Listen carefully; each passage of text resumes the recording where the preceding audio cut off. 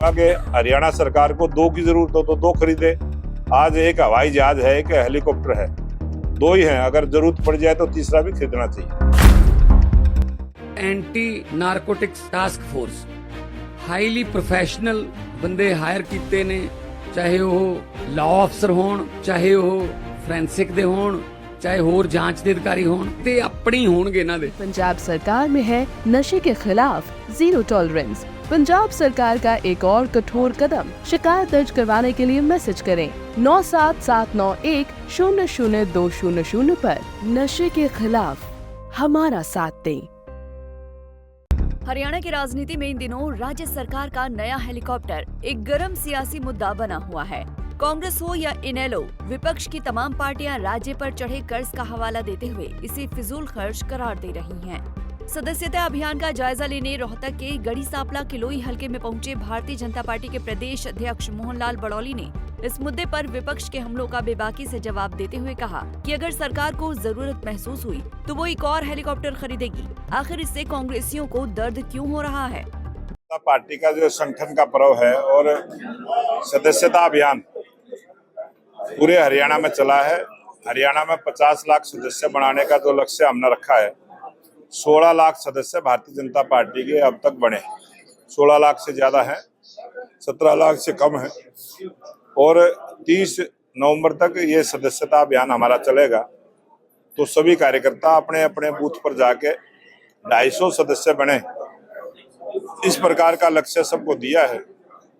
आज कलोई विधानसभा के सभी 225 बूथों के कार्यकर्ता आए हैं। सभी ने अपना फीडबैक भी दिया है और आगे का टारगेट तय किया है कि वो आने वाले 30 नवंबर तक अपने इस सदस्यता के अभियान को पूरा करेंगे। और भारतीय जनता पार्टी का जो मजबूत संगठन है, वो जिस प्रकार से तीसरी बार भारतीय जनता पार्टी की सरकार बनी है, लगातार भारतीय जनता पार्टी की सरकार बने और कलोई विधानसभा भी यहाँ भी कमल का फूल खिले, इस प्रकार का आज निर्णय सभी ने लिया। 50 लाख सदस्य बनाने का लक्ष्य रखा गया था। आज महम की, उसके बाद कलानौर की और उसके बाद रोहतक की 4 विधानसभाओं में इसी प्रकार की बैठकें रहने। 50 लाख का लक्ष्य रखा था। पूरे हरियाणा का 50 लाख का 20,629 बूथ है। प्रत्येक बूथ पर 250 सदस्य बने और 16 लाख से ज्यादा सदस्य बने हैं। इस टारगेट को आने वाले 4 दिनों में हम पूरा करेंगे। कांग्रेस या दूसरे दलों के जो कार्यकर्ताओं ने कहा है बीजेपी, भारतीय जनता पार्टी अपने कार्यकर्ताओं को मान सम्मान देते हुए, अपने कार्यकर्ताओं से काम लेते हुए आगे बढ़ेगी। और आज सदस्यता अभियान चला है। बहुत सारे ऐसे समर्थक जो दूसरी पार्टियों के समर्थक थे, वो भी इस सदस्यता अभियान में सदस्य बनेंगे और पार्टी ज्वाइन करेंगे। अच्छा, अध्यक्ष जी, भूपेंद्र सिंह हुड्डा ने कल कहा है कि इस चुनाव में लोकतंत्र खत्म हो गया। लोक का प्रयोग करके लोक आ रहा है और तंत्र जीत गया। ये अच्छी बात है जो हुड्डा जी ने कही है। उसकी समझ में आ गया लोकतंत्र क्या होता है, लोक क्या है, तंत्र क्या है। वो जिसको तंत्र को कुछ भी नहीं मानते थे, जिस गरीब आदमी का हक अमीरों को बांटने का काम किया था, वो लोक था। और जो भारतीय जनता पार्टी ने जो गरीब आदमी का सम्मान गरीब के घर तक पहुंचाने का काम किया, वो है तंत्र। और वो भारतीय जनता पार्टी ने और नरेंद्र मोदी जी ने लागू किया है। लोकतंत्र की सही व्याख्या भारतीय जनता पार्टी की सरकार ने और भारतीय जनता पार्टी के नेताओं ने गरीब आदमी तक जो लोकतंत्र की आवाज को पहुंचाने का काम किया है। कांग्रेस पार्टी ने हमेशा से ही लोकतंत्र का गला घोटने का काम किया, लोकतंत्र को खत्म करने का काम किया।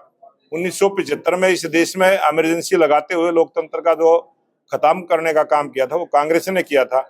और भारतीय जनता पार्टी ने लोकतंत्र में विश्वास रखने वाली पार्टी है और इसीलिए हम अभियान चलाते हैं कि 100% मतदान हो, गरीब आदमी भी अपनी वोट का इस्तेमाल करे और अपने मन के मुताबिक सरकार चुने। इस प्रकार से हम चले हैं और गरीब का हक गरीब के घर तक पहुंचाने का काम किया है। यही है असली लोकतंत्र। भूपेंद्र सिंह हुड्डा एक और बात करते हैं, वो कह रहे हैं कि चौधरी रणबीर सिंह का संविधान बनाने में विशेष योगदान है। क्या आप मानते हैं? वो भूपेंद्र हुड्डा को आजादी है, वो कुछ भी कह दे। 299 सदस्य है। जो हमारा संविधान दिवस कल था और उस संविधान सभा के जो चेयरमैन थे वो बाबा भीमराव अंबेडकर जी थे और सभी की सहमति से, सभी के विचार से उस संविधान का निर्माण हुआ।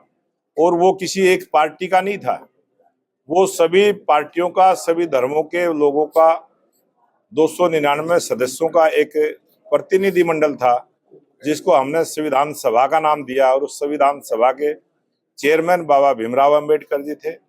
और देश के लोकतंत्र के मंदिर में जो लोकसभा है, उसमें 26 नवंबर 1949 को इस संविधान को मंजूरी मिली थी और 26 जनवरी 1950 से ये संविधान लागू हुआ था।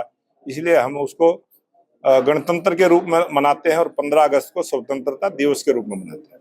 अध्यक्ष जी, विपक्ष एक सवाल उठा रहा है कि हरियाणा प्रदेश के ऊपर लगभग 4.5 लाख करोड़ का खर्चा है और सरकार नया हेलीकॉप्टर ले रही है और मंत्रियों की कोठियों पर रिनोवेशन के लिए करोड़ों खर्च हो रहे हैं। तो इसमें कांग्रेस वालों को क्या दर्द हो रहा है? ये तो हमेशा हर सरकार ने किया है। जब कांग्रेस का राज था तब उन्होंने भी कुछ ना कुछ खरीदने का काम किया होगा, विकास के काम हुए होंगे। और आज हरियाणा सरकार को जरूरत है, मैं तो ये कहूंगा कि हरियाणा सरकार को 2 की जरूरत हो तो 2 खरीदे। आज एक हवाई जहाज है, एक हेलीकॉप्टर है, 2 ही हैं। अगर जरूरत पड़ जाए तो तीसरा भी खरीदना चाहिए। बता दें कि बड़ौली जिस गढ़ी सांपला किलोई हलके में सदस्यता अभियान का जायजा लेने पहुंचे थे, वो कांग्रेस का, खासकर पूर्व मुख्यमंत्री भूपेंद्र सिंह हुड्डा का गढ़ माना जाता है।